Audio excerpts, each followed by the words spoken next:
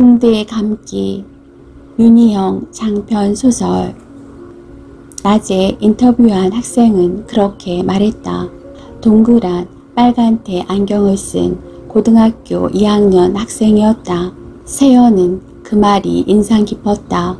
친구라는 말이 세연에게 언제부턴가 몹시 그리우면서도 버거운 말이 되어 있었기 때문일 것이다.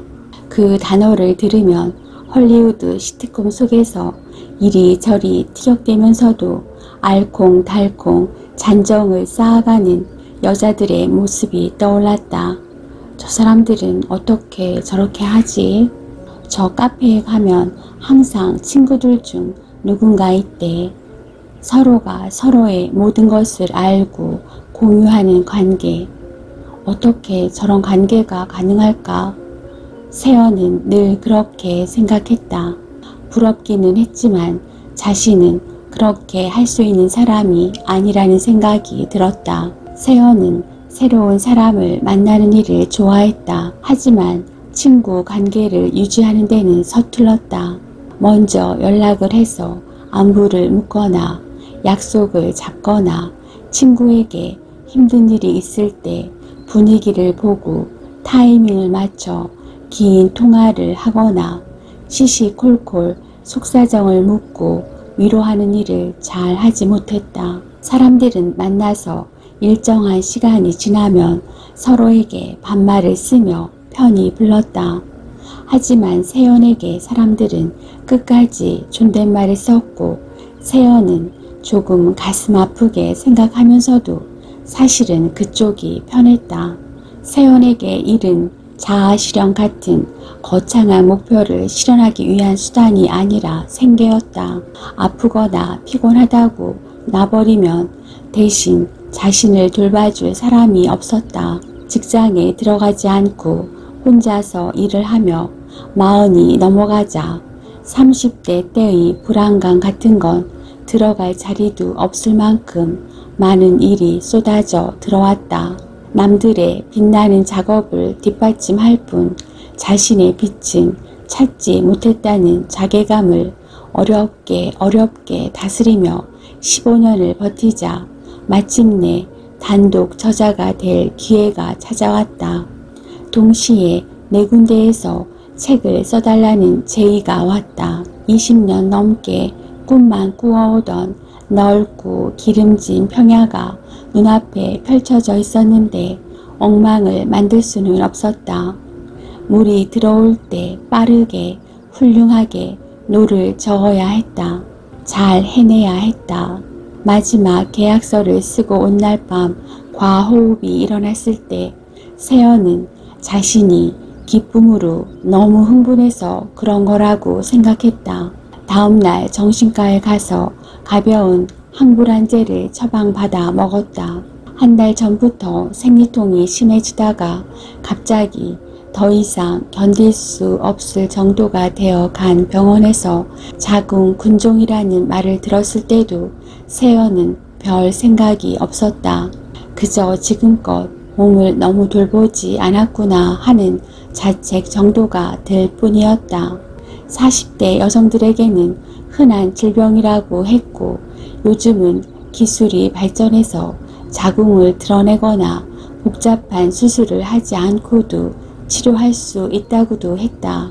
조금 겁이 나기는 했다. 하지만 자궁 적출이 아니고 하이프 시술을 받겠다고 하자 의사에게서 돌아온 말 때문에 어이가 없었고 웃음이 나서 그 두려움도 금세 사라져 버렸다. 잘 생각하셨습니다. 아무래도 자궁이 없어지면 상실감이 크거든요. 그 우울감을 극복하지 못하는 분들도 있고 자궁을 보존해야 향후에 아이를 가질 수도 있으니까요.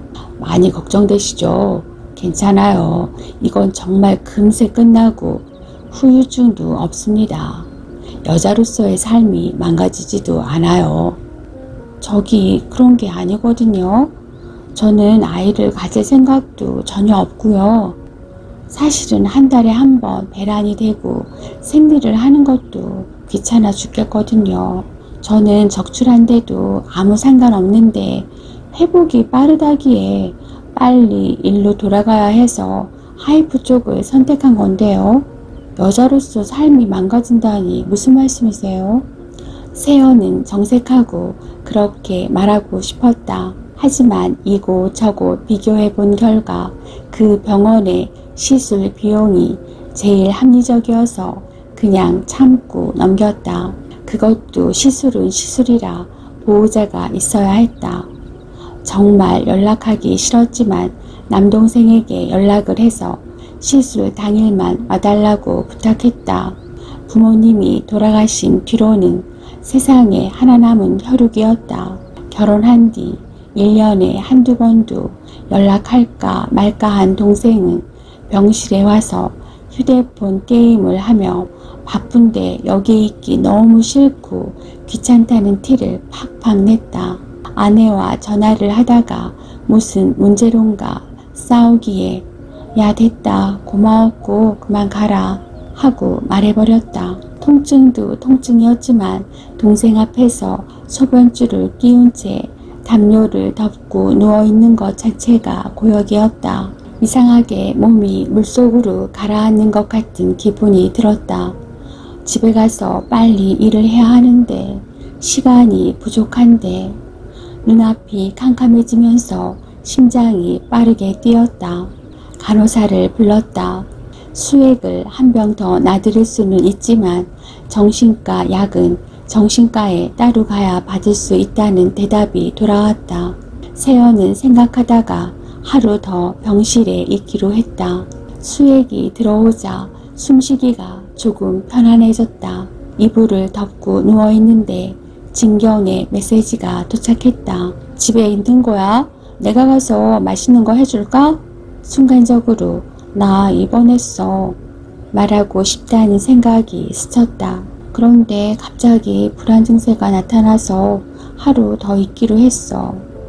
그러면 진경은 당장 병원에 찾아올 것 같았다. 그러고는 분명 다음날 태원을 도와주겠다고 할 것이었다. 차로 세연을 집까지 데려다 주고 빌라 계단을 한 발 한 발 같이 올라갈 것이었다. 세연은 비워두고 온 자신의 방을 떠올렸다. 거기에는 세연이 너무도 좋아하는 1인용 빈백과 제법 괜찮은 브랜드의 오디오가 있었고 여행을 다니며 하나씩 사모은 기념품들과 원서들과 세계 각국의 엽서들이 제자리에 놓여 있었다. 고급스러운 흰색으로 통일한 침구가 깔린 싱글 베드가 있었고 전문가까지는 아니어도 애호가 소리를 들을 정도는 되는 클래식 CD 컬렉션이 있었다. 하지만 계단 3층인 세연의 집까지 올라가는 계단이 문제였다. 낡은 빌라 건물에는 아이가 있는 부부들과 노부부들이 살았고 그들은 모두 집에서 밥을 해먹는 사람들이었다. 집을 드나들 때면 세연은 언제나 다른 집들에서 나오는 짙은 찌개 냄새와 생선 무조림 냄새 혹은 한약 냄새를 맡아야 했다. 얼굴이 찡그려질 정도로 심했는데 그걸 어떻게 할 방법이 없었다. 너무 낡은 건물에서는 음식 냄새까지 필터가 더 씌워지는 것일까? 진경이 그 냄새를 맡는다면 세연은 상상했다. 얼굴이 확 달아올랐다. 이런 걸 이해할 수 있어? 아마 너는 이해할 수 없을걸? 세연은 혼자 생각했다. 진경의 아파트는 진경이 페이스북에 올리는 사진으로 가끔씩 볼 수 있었다. 결코 자랑하려고 일부러 올리는 사진들은 아니었지만 그 사진들 속에 많은 것이 세연에게는 당연하지 않으나 진경에게는 당연한 것으로 보였다. 평소에는 아무렇지도 않았다. 그런 계단의 악취쯤이야 혼자 사는데 별다른 방해가 되지 않았다. 괜찮아, 뭐가 부끄럽니? 나도 자취할 때 그랬는걸 하는 너의 대답을 듣는 것도 실은 이런 마음을 진경이 너는 이해할 수 없을걸. 세연은 상상 속에서 친구를 속물로 만들고 있는 자기 자신이 지극히 속물적이라고 생각했다. 하지만 어쩌겠는가. 그 불편함은 실제 하는 것인데 혼자서 퇴원을 하고 집을 정리했다. 병원에서는 일주일은 아무것도 하지 않고 푹 쉬어야 한다고 했지만 시간이 촉박했다. 사흘을 쉬고 수요일이 되어 다시 일을 시작했다. 과호흡 증상은 사라졌지만 걱정은 그대로 남아있었다. 저자로서 세연이 쓰기로 한 첫 번째 책은 여성들의 우정을 테마로 한 에세이와 인문학의 중간쯤 되는 성격을 한 책이었다. 다양한 연령대와 직업군의 여성들을 인터뷰로 해서 취재를 한 다음 세연의 코멘트를 덧붙이면 어떻겠느냐는 이야기였다. 그렇게 해서 섭외된 첫 번째 인터뷰가 낮에 만난 3명의 고등학생들이었다. 뜻이 맞고 가려는 방향이 비슷한 동지들을 많이 만나고 싶어요. 가치관이 너무 다른데 함께 시간을 보내며 맞춰가려고 노력하는 일이 저는 힘들더라고요. 노력한다고 해서 차이를 좁힐 수 있는 것도 아니고요. 항상 뭔가 상대방은 제가 어떤 종류의 계몽을 한다고 생각하고요. 자신을 경멸한다고 생각해요. 빨간 안경을 쓴 학생은 그렇게 말했다. 멀어졌다가 다시 만난 친구라 글쎄요. 다시 만나고 싶다는 생각은 있죠. 있나? 잘 모르겠다. 그 친구는 저보다 자기한테 쌍욕을 하고 남들 다 보는 앞에서 머리를 탁탁 때리는 남자친구를 소중하게 여기는걸요. 사귀면서 너무 심한 대접을 받길래 제발 헤어지라고, 너 그거 데이트 폭력이라고, 경찰서까지는 안 가더라도 헤어지기는 하라고 말했더니 울면서 알았대요. 그런데 저한테 상담을 받고 다음 날이면 또 걔랑 만나고 있어요. 만나서 맞고 있어요. 몇 달을 계속 그러는 거예요. 도저히 못 보겠어서 그냥 관계를 끊었어요. 모르겠어요. 다시 친해질 수 있을지. 자신이 소중한 걸 왜 그렇게 모르는 거죠? 너무 배신감이 들어요. 저는 정말 그 친구를 구해야 한다고 생각해서 온 마음을 다해 시간과 노력을 들여서 상담을 해주고 조언을 했는데 이런 게 경멸인가요? 제가 계몽을 하고 있는 거예요? 아니지 않나요? 경멸이라면 그 친구가 저한테 하고 있겠죠. 저는 우선순위에서 밀렸어요. 소외당했다고요. 이런 마음을 품고 다시 만난다는 게 의미가 있을지. 야구 모자를 눌러쓴 또 다른 학생은 그렇게 말했다. 세연은 인터뷰 파일을 일시 정지했다. 머리가 아파 잠시 쉬어야겠다는 생각으로 페이스북에 접속했더니 진경의 글이 보였다.